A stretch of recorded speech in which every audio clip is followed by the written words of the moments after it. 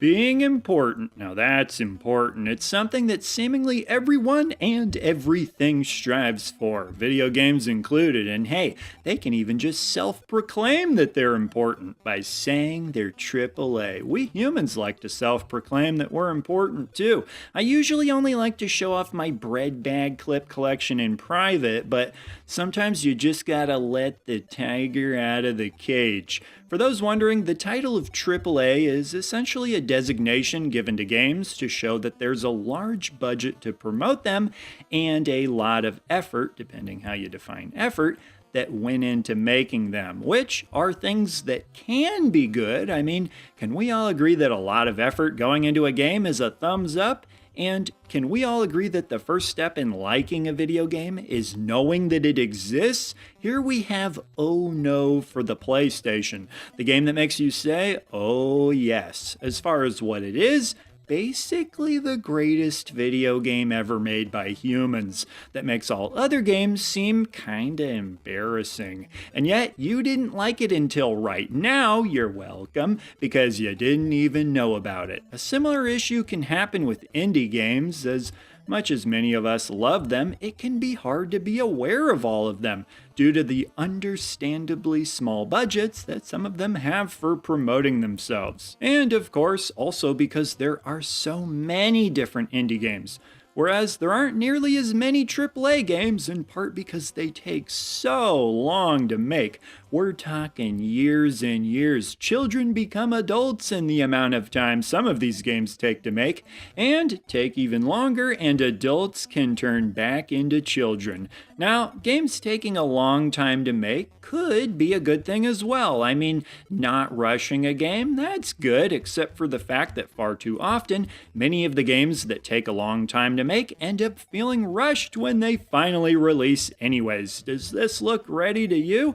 The end result does matter regardless of intent. If I said I sprinted 100 miles to give you a banana, would you still want to eat this? I'd never share it with you anyways. Having bugs, glitches, poor performance, you name it, the more games increase in size, the more likely this is to happen, and especially with the increasing demand for games to outdo themselves. We've just seen games over the years become bigger and bigger and bigger. Whoa, I can barely even fit these games into my home anymore, or rather fit them into my schedule. How many 100-hour games do we need? We got other stuff we also gotta do. You think long phone calls complaining about our jobs just happen on their own? You gotta put in the work.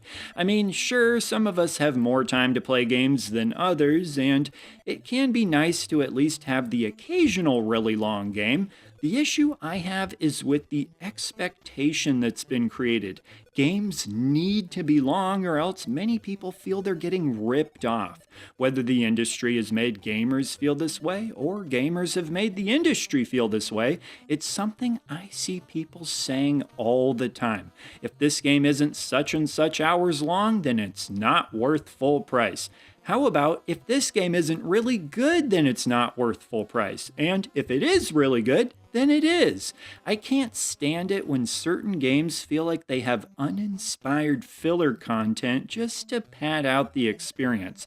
Not that every game does that, but with the pressure to make games longer, it's easy to be convinced some of them do. I've talked about it before, but I believe the reason the length of a game is so emphasized is because it's far easier to advertise and quantify than how good a game is. You can't prove a game is good, somebody can just say they think it's bad, and every game will at least imply that it's good. Have you ever seen one that didn't? But the length of a game is far more quantifiable. Somebody could say they think Skyrim is a bad game, but it would be more difficult and far less likely for somebody to say it's a short game. In many cases, if a consumer knows that their money will get them a certain number of hours of gameplay, they will perceive that as value, be more likely to equate that length to quality, and possibly be more forgiving of other potential shortcomings. And yeah, maybe you don't do that, but other people do.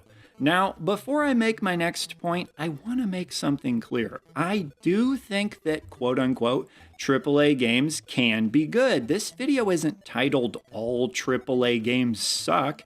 It's titled The Industry's Obsession with Them Sucks. Because making a AAA game is such an investment, naturally, these companies and anyone with various monetary ties to them want to make sure these games make enough money, or more accurately, as much money as possible, which often results in taking less risks, less creativity, making safe choices to ensure profits the best they can. We're talking investors, shareholders, employees who are way up at the top, who oftentimes, I would assume not always, but oftentimes are not passionate video game enthusiasts. They're business people trying to make money, making decisions based on their interests that affect your video games. You know, somebody who is really passionate about video games, I would assume. Does this look like somebody who's memorized the Great Mighty Pooh song? Covering up for all of this, at least a little bit, is the fact that the people actually making the video games are people who are passionate about video games. People who have likely dedicated huge chunks of their lives learning the skills required to create and work on them. But when you have people higher up the chain making overarching decisions that affect what they're working on, yeah, that's going to compromise what they do. One of the clearest examples of this would be a studio forced to work on games they maybe don't want to. Toys for Bob broke away from Activision Blizzard, and I think it's reasonable to suspect that was at least in part because they were sick of working on Call of Duty games. I'll always selfishly believe it's so they can work on Banjo-Kazooie. A kid can dream. What's interesting about the correlation between the budget and creativity / risk-taking nature of video games is that when you take a look back at video games from decades past, after all, this is a retro gaming channel, we've got to and not to, games didn't have as big of budgets back then because they couldn't, in large part due to the technology available at the time. This meant that games didn't take as long to come out, developers could therefore make more games in a shorter time, and the opportunity for risk-taking / creativity was more plausible. The downside is that indie devs weren't really a thing back then, but to make up for it, you did have all the best and most talented game developers able to make more games in a shorter time. AAA wasn't really a thing, and indie games weren't really a thing. Games were just games, many of which some people still consider some of the best games ever made, and that an entire community, known as the retro gaming community, has decided to keep playing in addition to modern games, or perhaps even instead of modern games. What I'd ask for is just a little more diversity amongst the high-budget games that we see today that fall into the AAA category. Not that there isn't some variety already, but I think it could be a lot better. I recently saw that there's this joke going around about how Sony's lineup of games is limited to what are called sad dad games. Not an entirely fair criticism. I think they might be able to include more if they used mad dad games. I wonder if they're trying to target a demographic, seeing as many gamers these days are dads who are mad and or sad, and many of the young lads aspire to be dads who are mad and or sad. But while it's not a 100% accurate criticism, the fact that it's even remotely close to being true is discouraging. The type of enthusiasm that the announcement of Astrobot was met with, being seen as a nice change of pace, tells you a lot about what people thought of Sony's focus prior to it. How many AAA games from the past decade or so could accurately be described by at least a handful of the following descriptors? Open world, third-person adventure, first-person shooter, serious, story-heavy. We shouldn't have to rely so heavily on indie games for creativity. One solution to this that I like is to have more of a middle ground, lower budget games that don't take as long to make, but still have the support of a large larger company, maybe even allow for the game to have a lower price tag. The Ori games have always made me think of this. They had some solid support from Microsoft put behind them and offered very creative experiences. So we do get some, I just like more. Think of video games like a nice sandwich. The bread on top is all the big budget games, bread on the bottom is the indie games, and in the middle, we got nothing but my stupid face asking for more games in this range. In the end, it comes down to what has been normalized. Buying AAA games is what most people do because it's the message they're receiving most frequently, due to the fact these are the games that are pushed in front of their face the most. For every person who stays up late at night researching the best indie games to keep an eye out for, there's another 10 or 100 people who tend to just buy whichever games are promoted the most heavily. It's a percentages thing. And in addition to all of this, I should point out that the game design of AAA is often designed to make gamers feel comfortable. Not always, I'll get to that in a bit, but take a game like Tears of the Kingdom, a game I really enjoyed, by the way. A huge part of that game can be just wandering around picking plants and flowers, which is progress. Sure, it may not be the most exciting thing, but you know what it's also not? Dying. Something that gamers have been trained to absolutely despise, to the point that some people will reject certain games that they deem to have too much of it.